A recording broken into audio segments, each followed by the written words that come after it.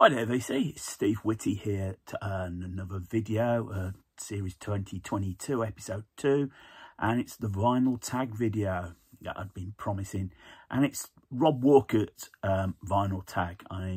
He was kind enough to set one on 1st of January. I think there's a couple other versions. There's a metal tag version. I think it's drawn some comments, particularly from Mazzy, about different versions. I'm going to go with Rob because I know Rob. I've met him. He's a good bloke, and we're of a similar age. So without further ado, let's go straight to it and make this video as short as possible. So question 1 is favourite album of 2021. Showed it obviously last the end of the year video, and it's his Modern Mokhtar's Africa Victim. I ain't going to go too much about it, but it's sort of Tuareg, North African music, fused with Hendrix. Absolutely wonderful stuff. Question 2. Show me a record by the first artist you saw live. Okay. This album, this is Rush, Exit Stage Left. I first saw Rush in 1981 at Stafford Bingley Hall, a cowshed in the middle of nowhere. Stafford being the nearest point of civilization. And significance of this album's 40 years old, was, even though it was the moving pictures, the last dates of the moving pictures tour, this album had just come out, so they were promoting this as well. There you go, avoid the glare there. So, Rush, Exit Stage Left. Number 3, Show Me a Duo.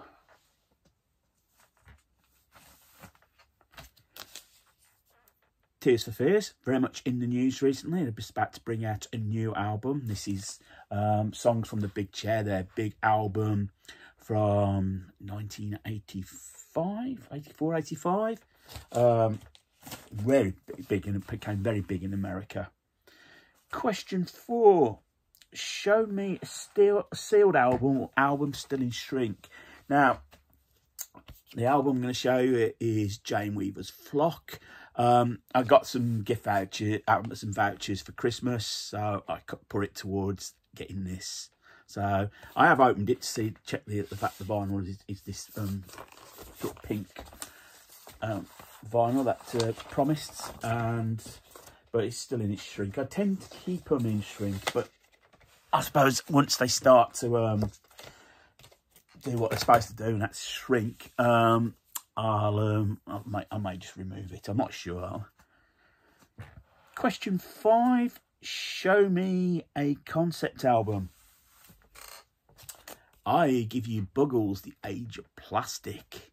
Now, according to Wikipedia, this is a concept album about how plastic's taken over our life, about the modern age. And I suppose when you look at the songs on here, Living in the Plastic Age, Video Killed, the Radio Star, Kid Dynamo, I Love You, Miss Robot, Clean Clean, L Street, Astro Boy, and the Paroles on Parade, and Johnny on the Monorail, they do indicate a sort of a thread going towards about modernity. So yeah, that's my concept album for you.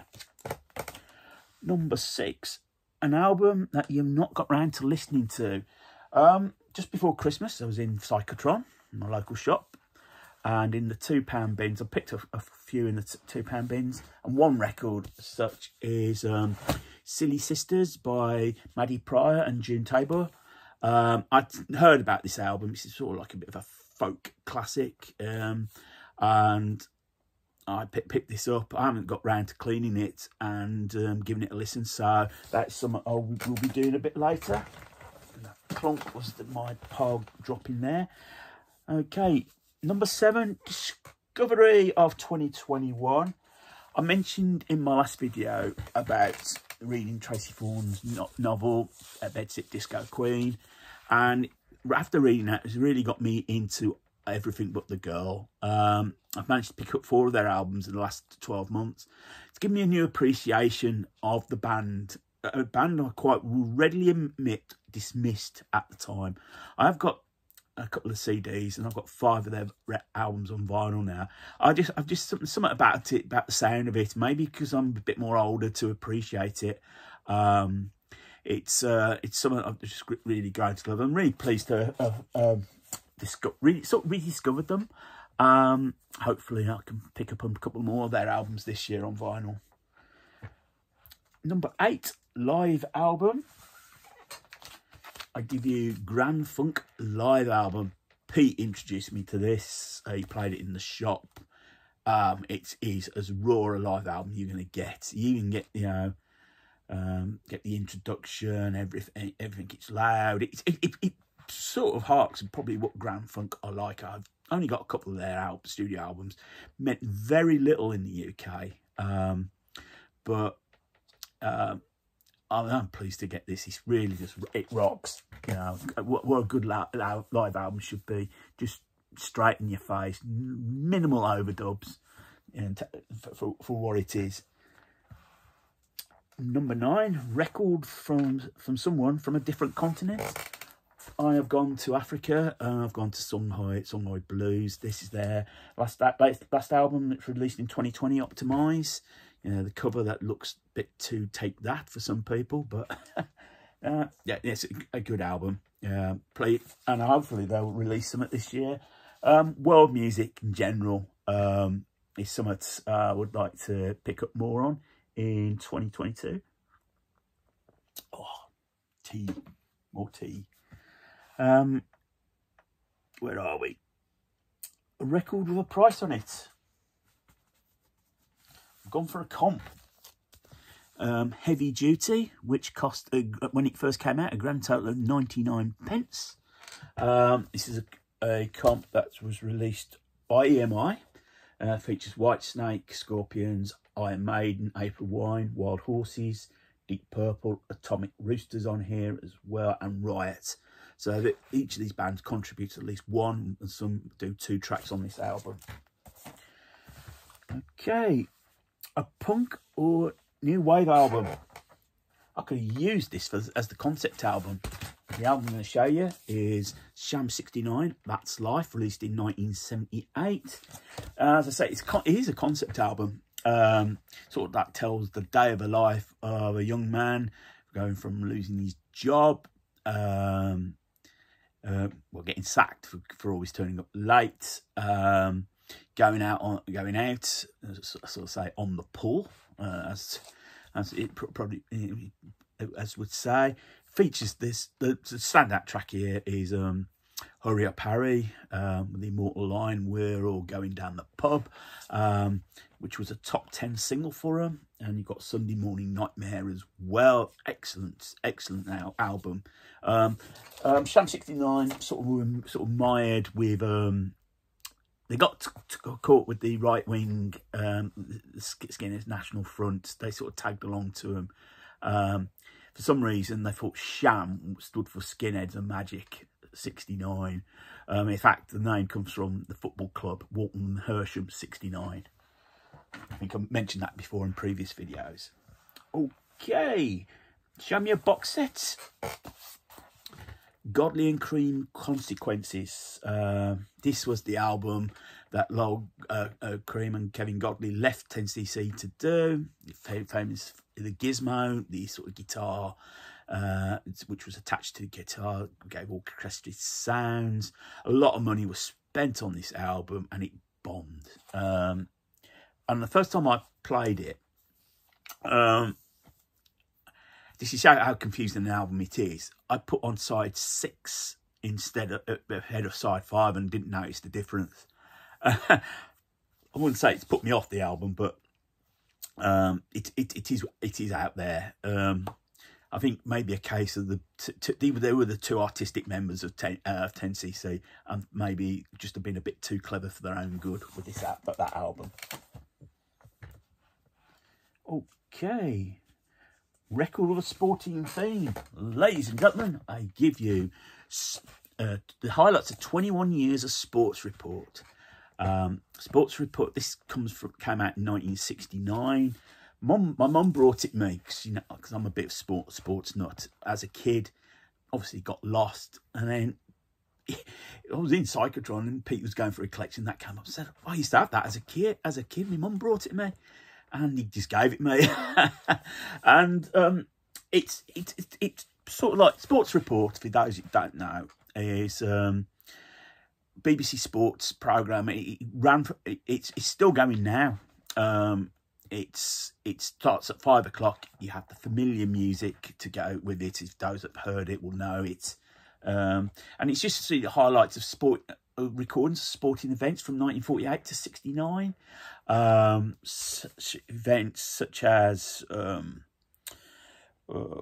me see, the boat race where the boat sank in 1949.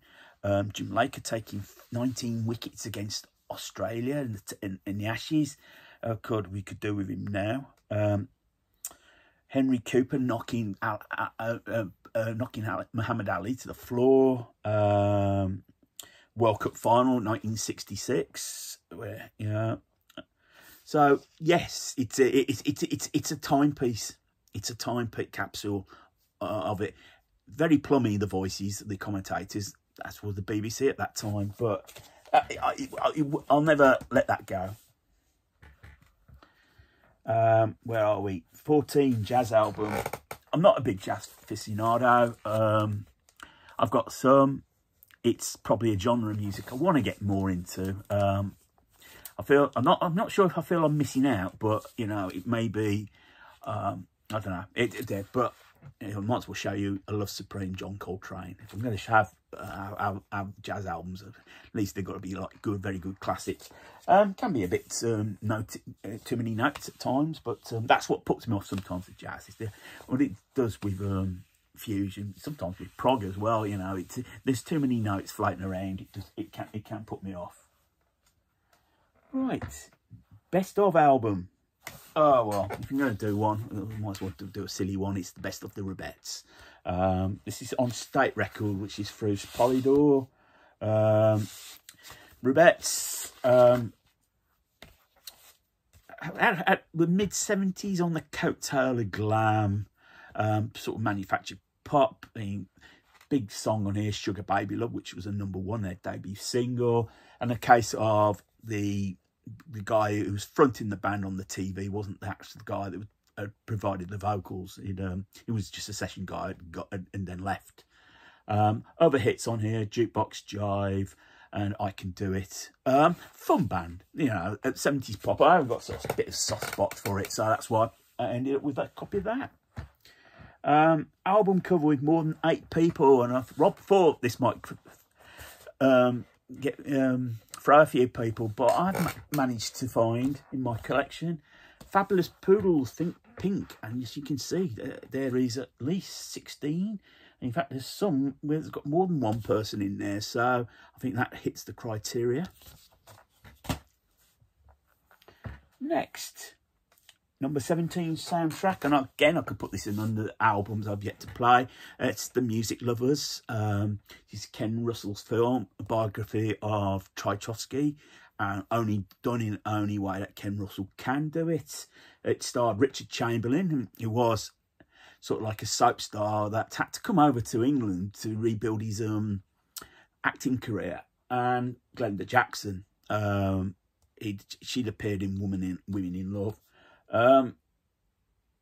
I have seen it. I remember seeing the film on a Sunday night. It's weird and wonderful. The film sort of struggles with the fact that Treichovsky is gay, and he married the Glenda Jackson character, and it all descends into typical Ken Russell. He dies of cholera from drinking infected water, and she ends up in a mental institution. Happy endings. Next one. This is the VCLT, and I'm going to show you something that Rob sent me. It's the Bible. It's their album Eureka, and he sent it me because he thought I'd like it, which I do. Actually, it's quite a good album. It's also a band I think that means a lot to him as well.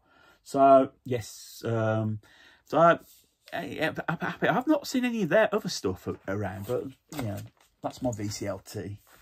And then the next is album with no writing on the cover.